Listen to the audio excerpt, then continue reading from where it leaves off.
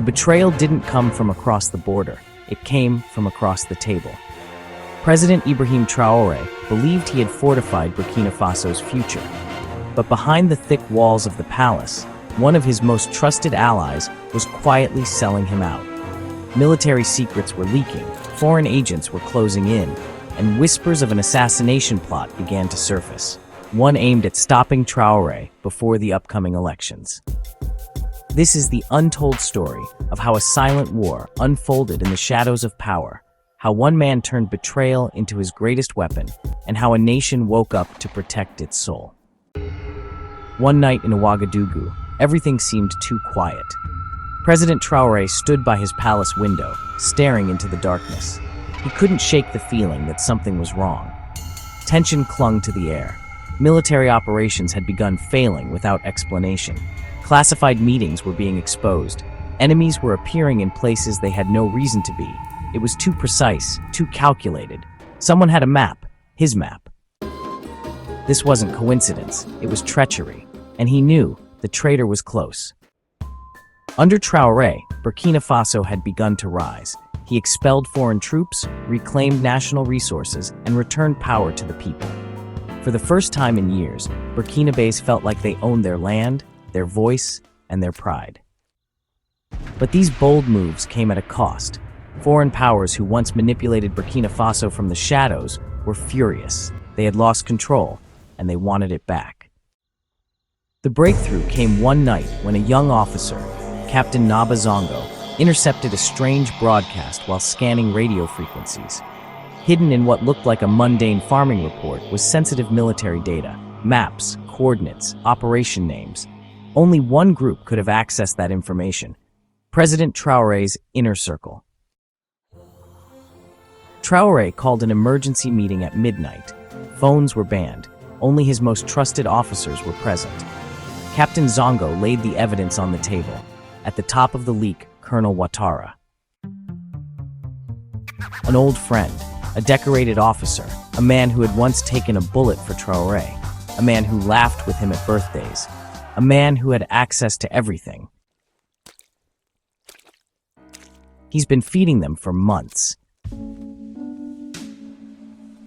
Traoré's heart broke, but his face remained still. No one touches him, not yet. We follow the snake to its nest. Days passed.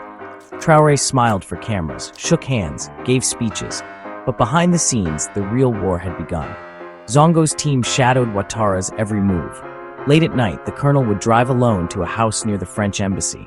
It looked abandoned, but Traoré recognized a safe house when he saw one. A camera was planted, and one cold night, it captured the truth. Ouattara walked into the house. Inside, two men in suits, one American, one European. They handed him a black suitcase. He handed them a folder. Inside that folder, the president's private travel plans.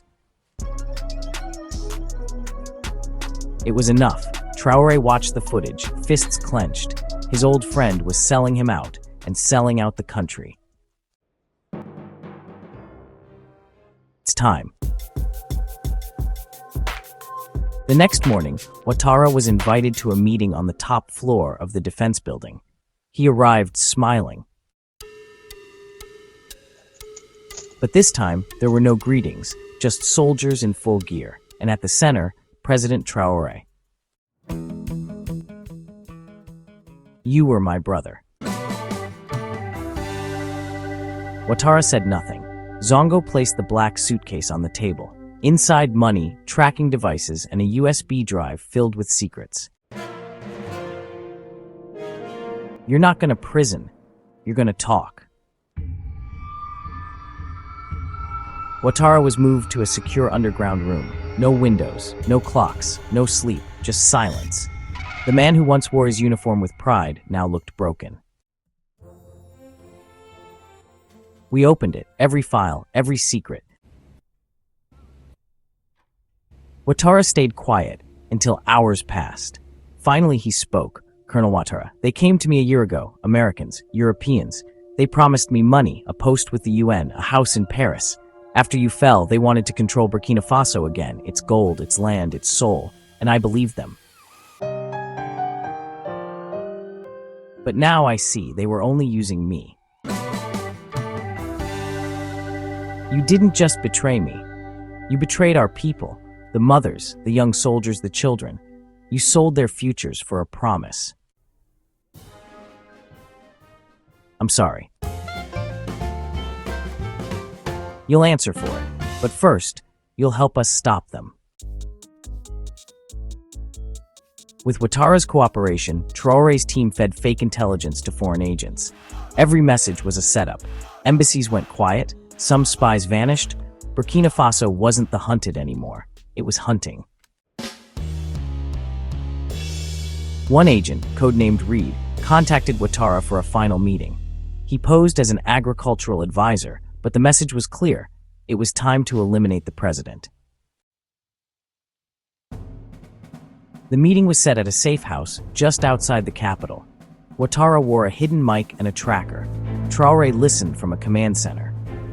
Reed, you need to be ready. The president must fall before the elections. Go. Like ghosts, the strike team entered. Guns raised. In seconds, it was over. You're under arrest. We're diplomats. Not tonight. Then Traoré walked in, unarmed, silent. You think you've won? I didn't win. Burkina Faso did. News spread fast. Foreign spies caught in Burkina Faso.